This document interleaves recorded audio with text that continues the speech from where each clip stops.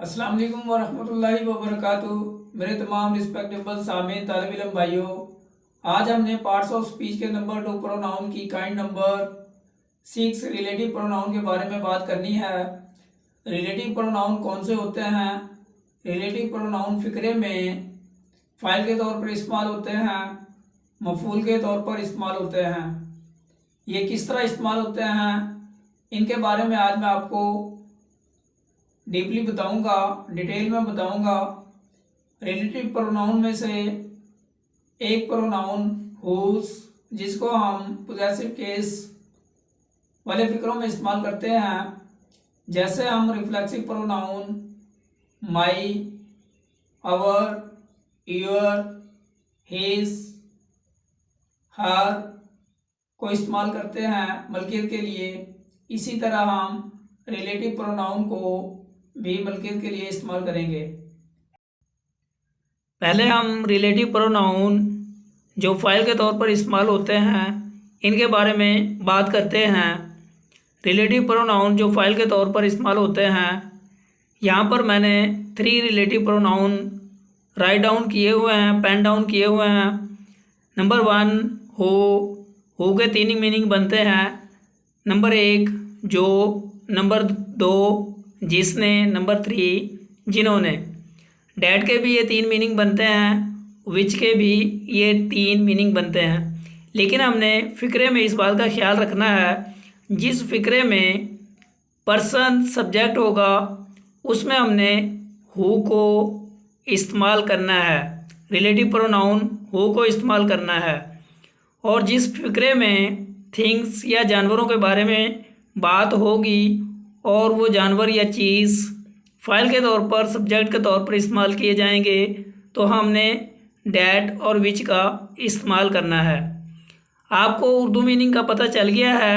इन 3 relative pronoun के Urdu meaning क्या हैं? एक रिलेटिव प्रोनाउन के 3 उर्दू मीनिंग हैं। इसके बाद मैं आपको इन 3 रिलेटिव प्रोनाउन की एग्जांपल देता हूँ। Number 1, the student who did not work hard failed.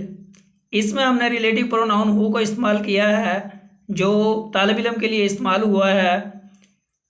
आगे सेकंड एग्जांपल में हम कुर्सी को फ़ाइल के तौर पर इस्तेमाल करते हैं, इसलिए हमने इस फ़िक्रे में विच का इस्तेमाल करना है। मैंने आपको बताया था विच और डैट को जानवरों और चीज़ों के लिए इस्तेमाल करना है। The chairs which have 3 legs have not been selected. Which relative pronoun को हमने कुर्सी के लिए इस्तेमाल किया है, चूँकि कुर्सी बेजान चीज़ है। Number 3, the cow that is old has died. इसमें गाय जानवर है, जानवर या चीज़ के लिए हम विच या डैट कोई भी रिलेटिव प्रोनाउन को इस्तेमाल कर सकते हैं। ये नॉमिनेटिव रिलेटिव प्रोनाउन थे जिनकी मैंने आपको एग्जांपल और इस्तेमाल बताया है। अब हमने रिलेटिव प्रोनाउन का इस्तेमाल ऑब्जेक्ट मफूल के तौर पर इस्तेमाल करना है। यहाँ पर मैं आपको एग्जांपल देता हूँ। Number 1, this is the boy whom I wanted to see. यही वो लड़का है जिसे मैं मिलना चाहता था। इसमें होम मफूल के तौर पर इस्तेमाल किया जा रहा है। Number 2, this is the pen which I wanted to buy. यही वो पेन है जिसे मैं ख़रीदना चाहता था। यहाँ पर विच मफूल के तौर पर इस्तेमाल किया जा रहा है।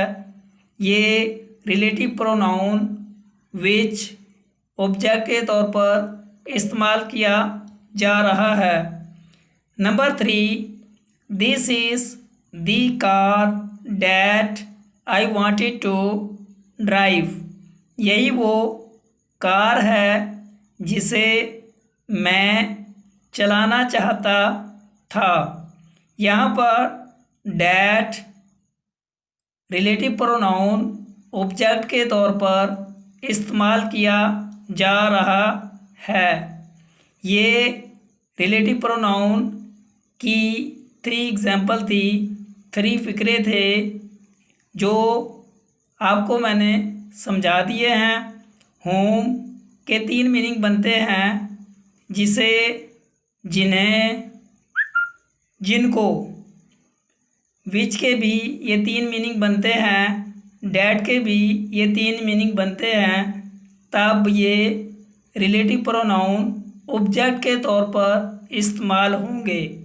अगर ये सब्जेक्ट के तौर पर रिलेटिव प्रोनाउन इस्तेमाल होंगे तब इनके मीनिंग, जैसे पहले मैंने आपको समझाया है, एक वर्ड के 3 मीनिंग बनेंगे।